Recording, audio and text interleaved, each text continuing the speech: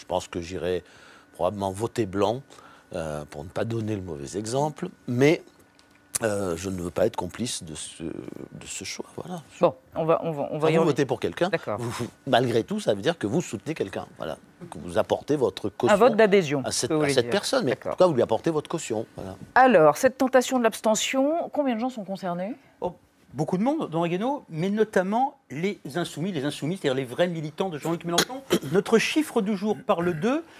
Conformément à sa promesse, Jean-Luc Mélenchon a fait consulter ses militants sur la plateforme internet du mouvement. Résultat, 65% des insoumis, c'est un peu plus de 200 000 personnes qui ont répondu, ne voteront pas pour Emmanuel Macron. Ils s'abstiendront ou voteront blanc. Juan Branco, je ne sais pas si vous êtes allé cliquer sur Internet, mais vous faites partie de ces électeurs de Jean-Luc Mélenchon qui voteront blanc dimanche prochain. Pourquoi ? C'est un exercice assez intéressant et très difficile à la télévision de porter une parole qui, par essence, se veut muette. C'est-à-dire, je suis porteur d'une parole silencieuse, d'une parole blanche qui est la mienne, qui est celle de refuser de s'exprimer. Et dans un temps relativement court, si vous nous expliquez pourquoi vous votez blanc, ça va le faire. Encore une fois, c'est très difficile parce que c'est un refus d'entrer dans le débat qui envemine le second tour de façon assez catastrophique, à mon avis, qui est une injonction à la morale et à l'engagement, mais d'un engagement qui, à mon avis, n'est pas le bon et n'est pas une solution pour les problèmes de la France de façon générale. Vous dites et plus particulièrement chantage moral qui sature le débat politique. Oui, vous estimez qu'on est face à un chantage moral, c'est ce qui vous empêche d'aller voter? Moi, je pense qu'il y a une violence très forte qui s'exprime dans l'espace public aujourd'hui, oui, par rapport à une injonction au vote dans l'espace qu'on appelle progressiste. L'injonction au vote Macron. Une injonction au vote Macron de la part de personnes qui, d'ailleurs, en général, dont le seul engagement, la plupart du temps, a été de faire un vote de temps en temps, y compris en 2012, éventuellement en 2002, de manifester en 2002 contre contre Jean-Marie Le Pen, mais qui, entre-temps, ont laissé l'espace vide et ne sont pas engagés de quelque façon. Je considère que les personnes, comme les militants insoumis, mais de façon générale, toutes les personnes qui ont fait preuve de leur engagement tout au long de leur vie pour un certain nombre de causes qui sont fondamentalement opposées à celles de Marine Le Pen, à un moment, n'ont pas à subir ces injonctions et ont le droit, à un moment, face à une alternative qui ne leur convient pas, au silence.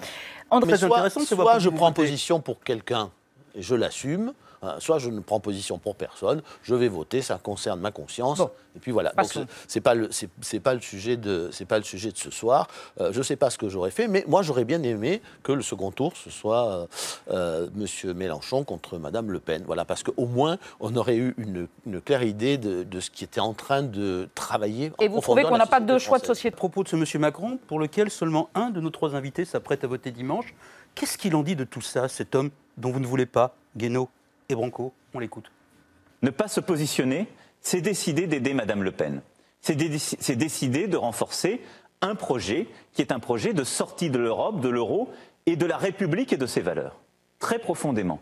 Et donc c'est une sortie de l'histoire de la France. M. Macron, qui s'est prévalu du soutien de M. De Villiers, une figure historique de l'extrême droite, en le visitant au Puy du Fou et en se jouissant de cette visite et de ce soutien à un moment où il se prévalait de la gauche et du Parti socialiste. M. Macron qui dimanche...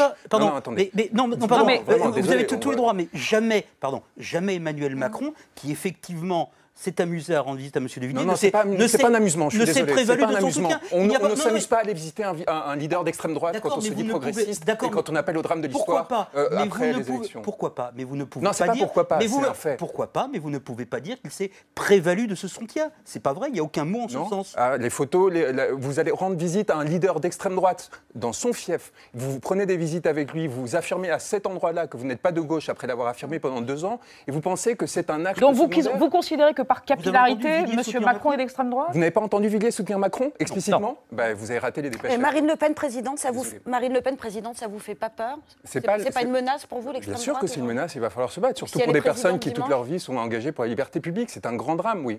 Mais nous, justement, dimanche soir, nous ne jouissions pas d'une victoire avancée du premier tour en embrassant notre femme devant les caméras parce que nous étions heureux d'être au second tour face à Mme Le Pen. Donc les leçons de morale, ça suffit.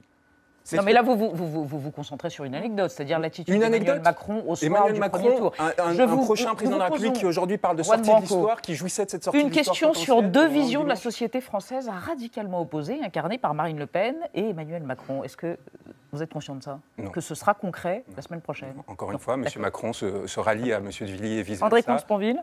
C'est pas l'Union nationale, là, c'est la coalition de tous ceux qui défendent les mêmes intérêts, la même vision de la société qui nous a conduit exactement là où nous en sommes et qui va continuer à nous conduire à une situation qui sera encore bien pire sur le plan social, économique, culturel et politique. Voilà. Donc, moi, je trouve la position de Jean-Luc Mélenchon, j'ai suivi toute sa campagne avec beaucoup d'attention.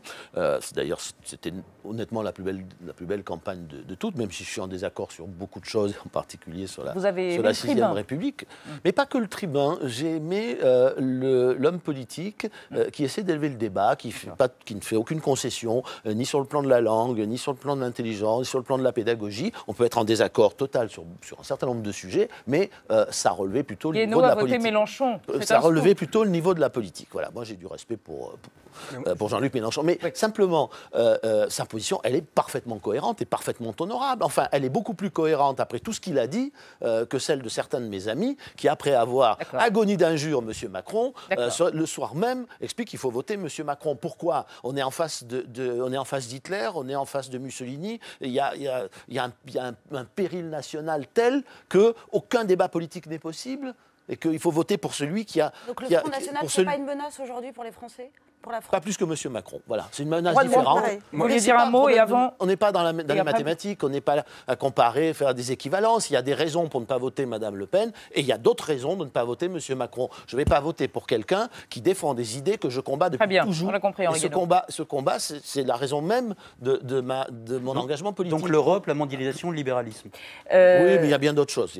Moi, sur la position, d'une part, moi je considère que le Front National est un péril important pour la gauche, pour la gauche et pour la France, mais de façon générale, je n'arrive pas à me reconnaître dans aucune des valeurs portées par Emmanuel Macron lors de cette campagne. Contrairement à ce qui est affirmé, Emmanuel Macron n'a porté aucun mot pour les fragiles pendant cette campagne, ni pour les immigrés, ni pour les personnes en détresse. Ses propositions, c'est le retrait des allocations chômage à ceux qui refusent 2 offres. Moi, j'étais au chômage scandaleuse en général, sans aucune compromission.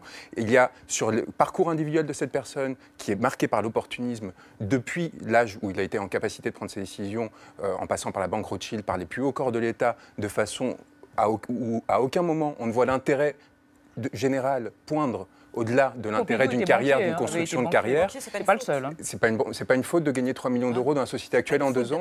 Vous ne pensez pas qu'il y a quelque chose là dans cet argent qui aurait pu aller dans d'autres mains, il n'y a pas la participation à un système qui aujourd'hui est fondamentalement injuste, qui fait que certaines personnes peuvent s'enrichir extrêmement rapidement, alors que d'autres continuent à souffrir au quotidien, et que les propositions de ce candidat aujourd'hui s'attaquent à ces personnes, et qu'aujourd'hui ce candidat prétende défendre ces mêmes personnes auxquelles il n'a jamais parlé de la campagne contre le FN. André Comte-Sponville, vote blanc. Vote blanc et abstention, qui sont deux choses très différentes, tant dans le résultat final que dans l'intention, dans la motivation. Donc l'abstention, pour rappel, c'est le fait d'être inscrit sur les listes électorales et de ne pas se déplacer, qui est pourtant comptabilisé, largement commenté. Les chiffres sont disséqués à chaque fois. Et pourtant, le problème, c'est que c'est impossible de distinguer l'abstentionnisme militant, le vôtre, et celui qui traduit juste l'indifférence pour le scrutin, ceux qui vont à la pêche, par exemple. Quant au vote blanc, c'est celui qui pose le plus de questions. C'est donc un bulletin vierge ou une enveloppe vide, puisqu'en France, depuis 2014, ce vote est décompté, annexé au procès-verbal, mais il n'est pas comptabilisé comme un bulletin exprimé. Donc finalement, ça ne change strictement rien au résultat final.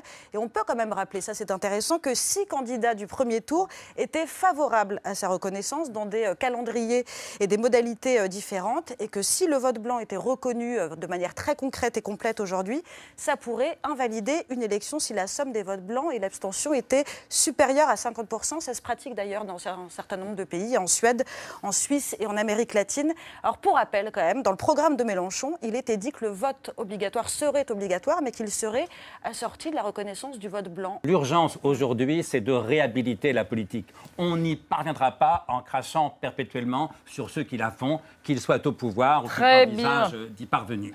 Pareil, même avis? Oui, ça s'adresse aussi à M. Macron pour ce qui est de cracher sur les autres. Pardon.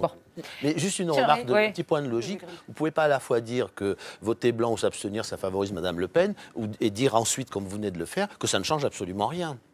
Mais c'est pas comptabilisé. Donc non, mais ça change quelque chose. Enfin, vous ne pouvez pas à la fois me dire que ça ne change rien, et en même temps que ça favorise Mme Le Pen. Henri Guénaud.